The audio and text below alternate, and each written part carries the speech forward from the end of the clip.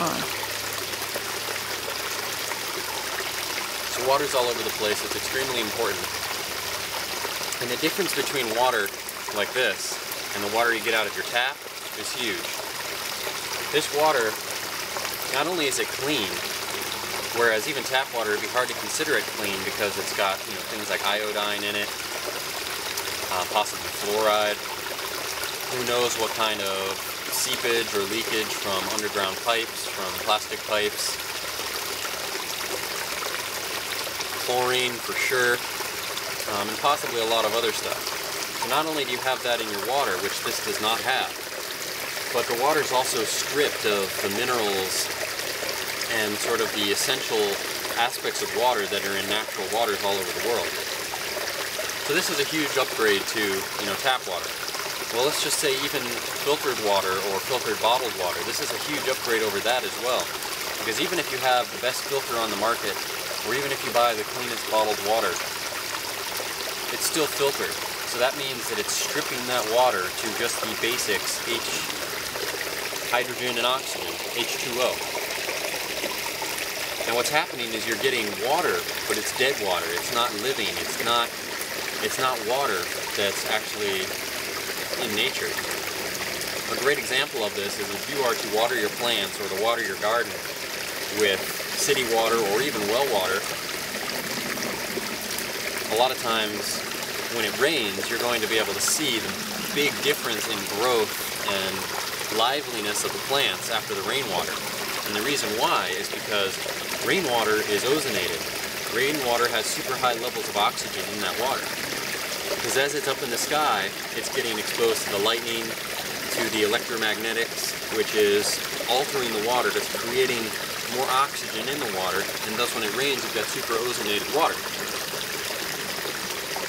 So water like this, compared to tap water or filtered water, not only is this highly oxygenated water because it's running through underground tunnels with water and minerals and all of this stuff in there, it's getting activated, it's getting enhanced with oxygen, it's got all sorts of trace minerals, and it's possibly also got living organisms inside of it.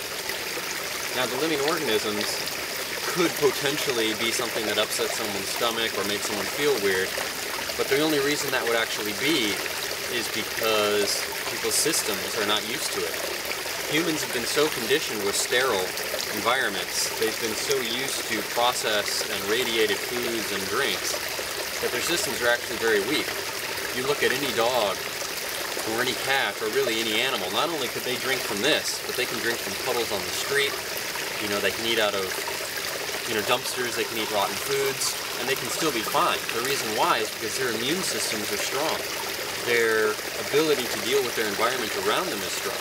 And so while germs might exist, germs are also relative to the environment, to the host environment that they're a part of.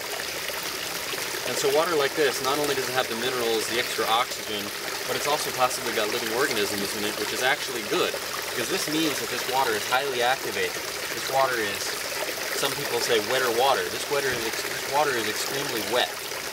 This water is easily to absorb by the body, utilizable by the body, and that's really the key here, because what's happening with people's bodies is people's bodies are dehydrating over time, and those common side effects are, you know, wrinkly skin, dry skin, falling out of hair, gray hair, loss of eyesight, you know, tight, you know, dry muscles which are not flexible, which tear or break easily or don't have good endurance.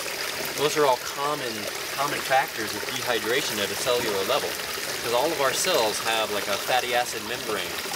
All of our cells